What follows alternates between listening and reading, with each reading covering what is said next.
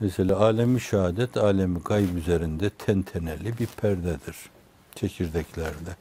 Lemahatta biraz daha meseleler muğlak ifade ediliyor ama çekirdeklerde çok mesele daha açık.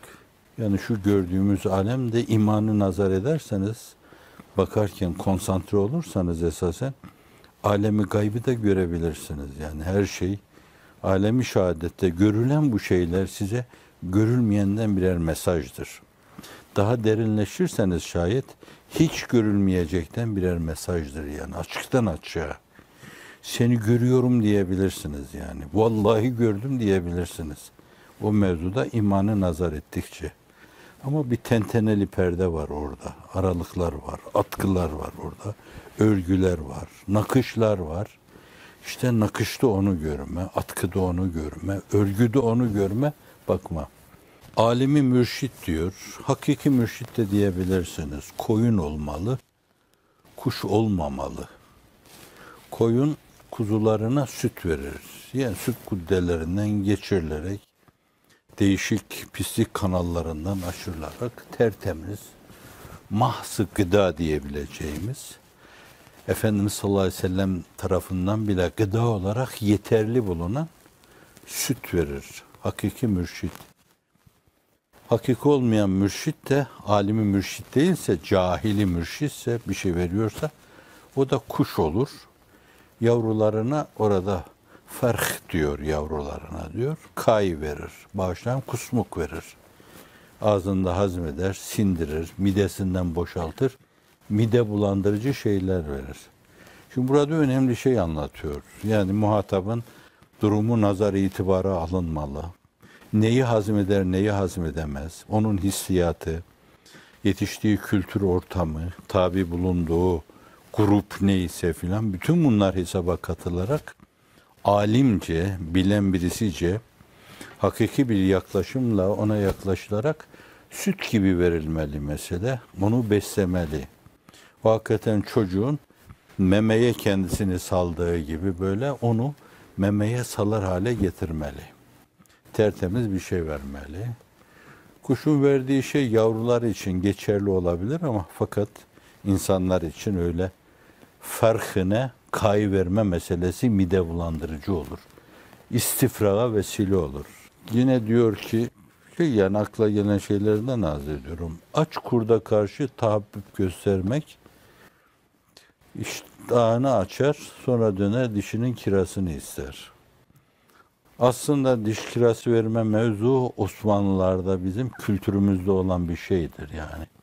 Çok toplumda yaygınlaşmış mı, yaygınlaşmamış mı da fakat kültürümüzde var. Yani birini bir ziyafete çağırıp yemek yedirdikten sonra da ona zarfın içinde bir şey verirlermiş. Ya aynı bir şey, güzel bir şey, bir hediye armağan sunarlarmış veyahut da para verirlermiş. Derlermiş ki, geldiniz çok teşekkür ederiz, bizim yemeğimizi yediniz. Diş minalarınızda biraz aşınma oldu yani bunu. İşte onun yerine bunu size takdim ediyoruz bu. Yani bu çok ileri seviyede kültür bakımından gelişmiş, mükemmel bir toplumun, kamili mükemmel bir toplumun ortaya koyduğu bir şeydir. Evet, aç kurda karşı tahabbüp göstermek iştahını açar, döner dişinin kirasını ister. Vaka yani diş kirası öyle olunca mahsuru yok bunun. Fakat canavara karşı belki mütemadi kaydını koymak lazım.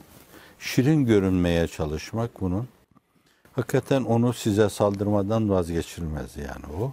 Sonra yer, sonra da sizi yedim diye kemiklerinizi de kemirir, dişinin kirasını ister. Mesela yine çok hoş bizim durumumuzla alakalı bir şey.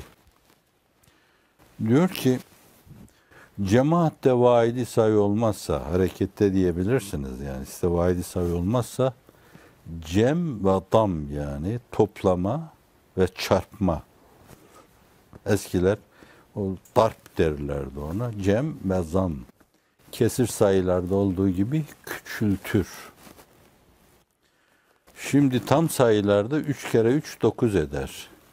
Ama kesir sayılarda yani işte şey diyeceksiniz onun. Onun sülüsü diyeceksiniz. 3'te biri. 3'te birin 3'te biri 9'da 1 yapar. 9'un biri yapar.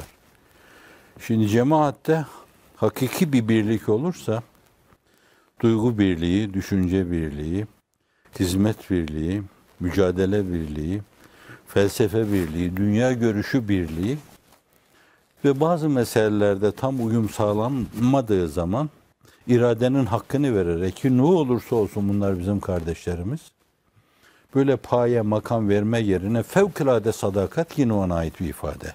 Fevkalade sadakatli.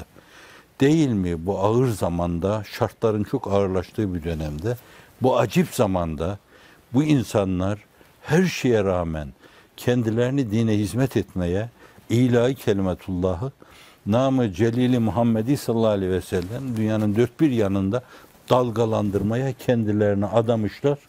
Vallahi ne olursa olsun biz bu insanları bağrımıza basarız. İşte bu sahih bir cemaat olmanın gereğidir. Falanın şu halinden, filanın bu halinden yellenip böyle rahatsızlık duyup onlardan kopmak, evet, kardeşim dediği halde o cemaatte hakiki bir vahdet yok demektir.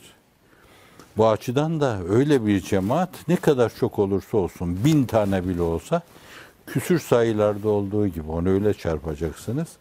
İşte o, onun sülüsü ne yaparsa o olur. Yani onun diyeceksiniz. Sülüsü. Evet.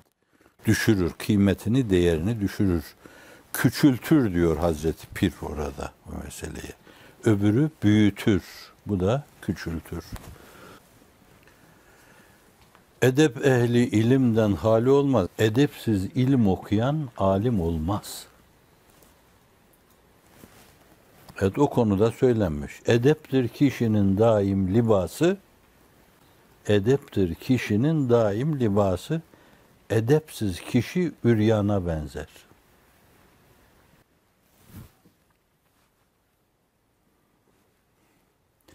Edep bir tacımış nuru hudadan, giyin demek, ol tacı, emin ol her beladan. Bir taçmış o. O tacı başına, edep tacını korsan, Huda nezdinde kral olursun ve kimse sana ilişemez. Edep. Hizmetimiz adına ne kadar önemlidir edepli olmak.